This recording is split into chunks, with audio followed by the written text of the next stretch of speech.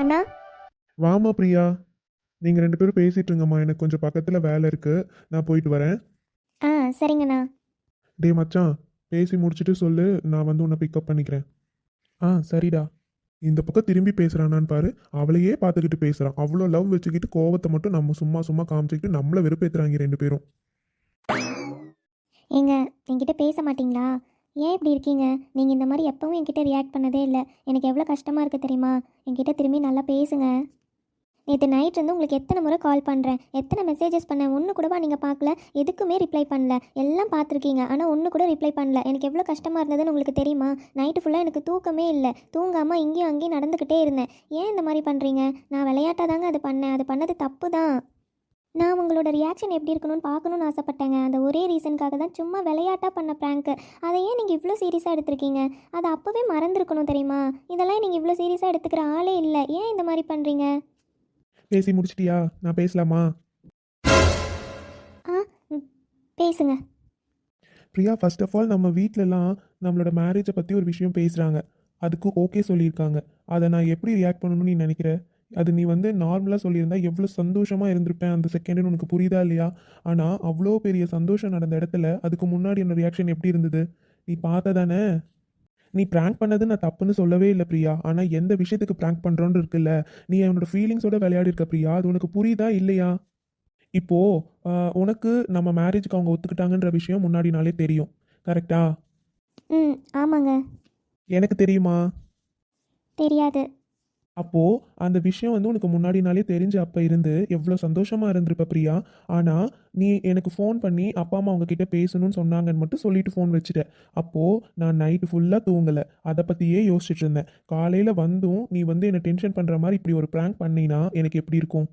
நீ பண்ணது ப்ராங்க்னே எனக்கு புரியல பிரியா. ஃபர்ஸ்ட்டு உண்மையாகவே நான் அவ்வளோ டென்ஷனாக தான் வந்தேன். நைட்டு ஃபுல்லாக தூங்கலை, காலையில் எந்திரிச்சோம், எந்த வேலையும் என்னால் செய்ய முடியல தெரியுமா? எல்லாத்தையுமே எனக்கு மைண்டில் ஃபுல்லாக அது மட்டும்தான் பிரியா இருந்துச்சு. அப்படிலாம் அதை யோசிச்சுட்டு நான் வீட்டுக்கு வந்தோடனே எல்லாரும் மூஞ்சி சோகமாக வச்சுருக்கீங்க, அதுவும் மூஞ்சை பார்த்தா எவ்வளோ சோகமாக இருந்தது. அதெல்லாம் பார்க்குறப்ப நான் இன்னும் எனக்கு படபடப்பாக இருந்தது. உங்கள் வீட்டில் வந்து எல்லாரும் இல்லை எங்களால் ஒத்துக்க முடியாதுன்னு சொன்னப்போ என்னையே அறியாமல் அந்த வந்தது தான் அந்த கண்ணீரெல்லாம். உனக்கு அது புரியுமா? சொல்லு. அதுக்கப்புறம் இதெல்லாம் ப்ராங்க்குன்னு சொல்லிட்டாங்க. அந்த ப்ராங்க் வந்து இது ப்ராங்க்குன்னே எனக்கு நம்புறதுக்கு வந்து எவ்வளோ டைம் எடுத்துச்சுன்னு தெரியுமா? அது வந்து ரியாலிட்டியே என்னால் அது யோசிச்சு பார்க்க முடியல. அதுவும் அந்த ப்ராங்கை நீ தான் பிளான் பண்ணன்னு சொன்ன உடனே எனக்கு கோவம் அதிகமாக வந்துருச்சு பிரியா. என்னங்க சொல்கிறீங்க? நைட் ஃபுல்லாக நீங்கள் தூங்கலையா? அதையே எதுக்கு யோசிச்சுட்டு இருந்தீங்க? ஏய், எப்படி யோசிக்காமல் இருக்க முடியும்? நீ நைட்டு ஃபோன் பண்ணவ, என்ன பேசுன நல்லா யோசிச்சு பாரு. ஏதாச்சும் எக்ஸ்ட்ரா பேசுனியா? அம்மா அப்பா உங்ககிட்ட பேசணும்னு சொன்னாங்க, காலையில் வர சொன்னாங்கன்னு மட்டும் சொல்லிட்டு டக்குன்னு ஃபோனை கட் பண்ணிட்டேன். ஏதாச்சும் ஒரு ஸ்மால் ஹிண்டாச்சும் கொடுத்தியா பிரியா? நீ எதுவுமே பேசல. அப்புறம் எப்படி எனக்கு நைட்டு தூக்கம் வரும்? நீயே பேசினதே எனக்கு சோகமாக பேசின மாதிரி தான் ஃபோனில் ரியாக்ட் ஆச்சு. அப்புறம் நான் அதே தானே நினச்சிட்டு இருப்பேன். எனக்கு சத்தியமாக சுத்தமாக நான் தூங்கவே இல்லை தெரியுமா? அது வேற ஒரு பக்கம் எனக்கு டென்ஷனாக இருந்துச்சு. அதனால தான் கோவமாக பேசிட்டேன். சாரிங்க. நிஜமாக நீங்கள் இந்த அளவு சீரியஸாக அதை நினச்சிட்டு இருந்திருப்பீங்கன்னுலாம் நான் யோசிக்கவே இல்லை. மேபி நீங்கள் சொன்ன மாதிரி நான் எனக்கு முன்னாடியே விஷயம் தெரிஞ்சனால இவ்வளோ சீரியஸாக இல்லை போல். ம், சாரி. இத்தனைக்கு நேற்று நான் காலையில் சாப்பிடவே இல்லை தெரியுமா? இந்த விஷயம் தெரிஞ்சுட்டு குட் நியூஸாக இருந்தால் நம்ம எல்லாரும் சேர்ந்து சாப்பிட்லான்னு ஒரு ஐடியாவோடு நான் வந்தேன். ஆனால் நீ தான் அந்த ப்ராங்க் செஞ்சாங்கன்னு தெரிஞ்ச உடனே அதனால தான் உங்கள் அம்மா அப்பா எனக்கு சாப்பிட்லான்னு கூப்பிட்டப்ப கூட இல்லை நான் சாப்பிட்டு வந்துட்டேன்னு போய் சொல்லிட்டு நான் வீட்டிலேருந்து கிளம்பிட்டேன். எனக்கு உன் மேலே அங்கே அவ்வளோ கோவம் இருந்துச்சு பிரியா. எல்லார் முன்னாடியும் நான் காட்டக்கூடாது அப்படிங்கிற ஒரே ரீசனுக்காக தான் சிரிச்சுக்கிட்டே இருந்தேன். இன்னொன்று, நீ என்னை அங்கே பார்க்க தானே செஞ்ச பிரியா. நான் உங்கள் அம்மா அப்பா ஒத்துக்கலன்னு சொன்னோன்னே எவ்வளோ ஃபீல் பண்ணி எவ்வளோ அழுதேன். ஆனால் அப்போ கூட நீ மனசு இறங்கி நான் இது சும்மா தாங்க செஞ்சேன், நான் பண்ணதாங்க இது தப்பு, எங்கள் அப்பா அம்மா ஒத்துக்கிட்டாங்க நீ ஒரு வார்த்தை சொன்னியா? நீ பாட்டுக்கு அப்படியே நின்றுட்டு இருக்க. ஏங்க, நான் மனசுலலாம் நினச்சிட்டு தாங்க இருந்தேன். நீங்கள் இவ்வளோ ஃபீல் பண்ணீங்க, அழுதெல்லாம் பார்க்குறப்ப எனக்கு எவ்வளோ கஷ்டமாக இருந்துச்சு தெரியுமா? எனக்கு அப்போ அது என்ன பண்ணணுன்னே தெரியல. நானே ஷாக்கில் இருந்தேன். அதனால தான் அப்படியே நின்றுட்டேன். சாரிங்க. சரி, எத்தனை சாரி கேட்ப? விடு, அதெல்லாம் விடு. உங்களுக்கு என் மேலே கோபம் போயிடுச்சா? பிரியா, சத்தியமாக எனக்கு உன் மேலே கோபத்தை விட வருத்தம் தாண்டி அதிகமாக இருந்துச்சு. அதெல்லாம் ஒன்றும் இல்லை, சரியாயிடுச்சு, விடு. நீ இப்படி மூஞ்ச வச்சுட்டு இருக்காது, என்ன எனக்கு உன்னை இப்படி பார்க்கவே கஷ்டமாக இருக்குடி. அப்போனா நீங்கள் என்கிட்ட நல்லா பேசுங்க. நீங்கள் மட்டும் சிரிக்காமல் இப்படி உம்முனே பேசுனீங்கன்னா எனக்கு மட்டும் எப்படி சிரிக்கணும்னு தோணுமா? இது ஓகேவா? இப்போ நீ மூஞ்சி மாத்து. ஏங்க, உண்மையாகவே என் மேலே உங்களுக்கு கோபம் போயிடுச்சு தானே? இதுக்கப்புறம் இந்த மாதிரி கோபமாக இருக்க மாட்டீங்க தானே? என்கிட்ட நார்மலாக பேசுவீங்க தானே? சொல்லுங்கள். ஆமாடி குட்டிமா, எனக்கு உன் மேலே எந்த கோவமும் இல்லை, ஓகேவா? நிஜமா? ஆமாடி செல்லம், நிஜமாக தான் உன் மேலே எனக்கு எந்த கோவமும் இல்லை, ஓகேவா? என்னால் எப்படிடி உன்கிட்ட பேசாமல் இருக்க முடியும்? உன் மேலே அவ்வளோ நாளில் என்னால் கோவமாக இருக்க முடியாதுடி. சரி, அப்புறம் ஒரு முக்கியமான விஷயம். என்ன சொல்லுங்க. நான் இன்னைக்கு காலையில் தான் சண்முக அண்ணாக்கிட்டேயும் லக்ஷ்மி அண்ணிக்கிட்டேயும் எல்லா விஷயத்தையும் சொல்லிட்டேன். அப்புறம் எங்கள் அண்ணாவும் ஓகே சொல்லிட்டாரு. நாளும் பார்த்தாச்சு. வர வெள்ளிக்கிழமை உன்னை பொண்ணு பார்க்க வரேனே. ஆ, என்னங்க சொல்கிறீங்க? என்கிட்ட நீங்கள் சொல்லவே இல்லை. இல்லைடா, நானே சொல்லணும் தான் நினச்சேன். நான் கேட்டேன் அண்ணா கிட்ட. ஆனால் அண்ணா தான் வந்து இல்லை அது முறையாக இருக்காது அப்படின்னு சொல்லிட்டு லக்ஷ்மி அண்ணிக்கிட்ட சொல்லி உங்கள் அண்ணிக்கிட்டேயும் உங்கள் அம்மாக்கிட்டேயும் பேச சொல்லியிருக்காங்க. அவங்க இந்நேரத்துக்கு பேசியிருப்பாங்க. ஓ அப்படியா? அப்போ என்ன பிளானு? கம்மிங் ஃப்ரைடே உன்னை பொண்ணு பார்க்க வரப்போகிறோம். வந்து உறுதி பண்ணுற மாதிரி உனக்கு பூ வச்சுட்டு வருவோம். அதுக்கப்புறம் என்னைக்கு கல்யாணங்கிறத பேசி டேட்டும் ஃபிக்ஸ் பண்ணிடுவோம். ஏங்க உண்மையாவா? ஆமாடி குட்டிமா, உண்மையாதான். சி போங்க, எனக்கு வெக்கமாக இருக்குது. ஓ அப்படியா மேடம்?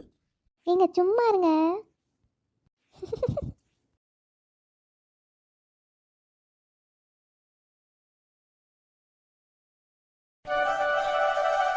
நல்ல வேலை இந்த அணு ரூம்ல இல்ல. எங்க அவ இருப்பாளோன்னு நினச்சிக்கிட்டே வந்தேன். என்ன பண்றா? குளிக்கிறாளோ? அடுத்து அவ ஆசைப்பட்ட gift வந்து கண்ணாடி வளையல் வாங்கிட்டு வந்துட்டோம். வச்சுட்டு போயிடலாம். டவுட் வருமோ? டவுட் வராது. ஏன்னா வீட்டில் வச்சிருக்கனால வீட்டில் தான் யாராச்சும் வாங்கிட்டு வந்து அவளுக்கு வச்சிருப்பாங்கன்னு நினச்சிப்பா. அதனால ஒன்றும் பிரச்சனை இல்லை. அனு, நீ ஆசைப்பட்டு அந்த டைரியில் எழுதியிருக்க கண்ணாடி வளையல்ஸ் போடணும்னு உனக்கு ரொம்ப ஆசைன்னு. பாரு, நான் உனக்கு எல்லா கலர்லேயும் ஒரு ஒரு டசன் வாங்கி வச்சுருக்கேன். நீ வந்து பார்த்தோன்னே ஷாக் ஆகிடுவேன். இதை நான் வெளியிலேருந்து பார்ப்பனே. இது எங்கே வைப்போம்?